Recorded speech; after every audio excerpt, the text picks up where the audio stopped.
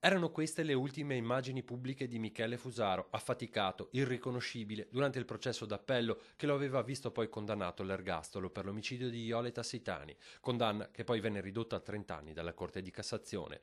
Fusaro, da dietro le sbarre del carcere, aveva poi fatto sapere di aver trovato conforto nella fede in Dio. Oggi lo spietato killer di Bassano del Grappa, che nel 2007 rapì ed uccise la povera Iole, torna a far parlare di sé, ma per altre ragioni.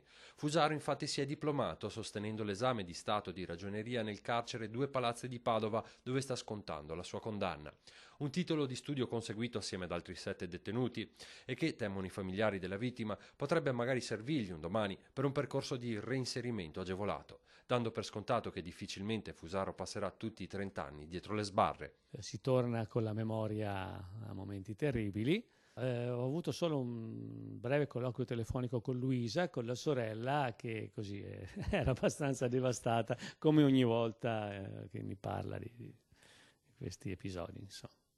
Uno scenario, quello che potrebbe vedere il falegname bassanese neoragioniere uscire dal carcere anzitempo, magari in virtù di qualche sconto, che appare tutt'altro che impossibile. Ma oltre al peso della tragedia, c'è anche un altro tarlo nel cuore dei parenti di Iole, ovvero che quell'uomo che dietro le sbarre dice di essersi convertito e che si è messo a studiare, forse con l'idea di iniziare una nuova vita, non abbia detto tutta la verità sul delitto. Una persona che non ha mai detto i nomi dei due complici, e solo i giudici non si sono accorti che c'erano, ma talmente palese.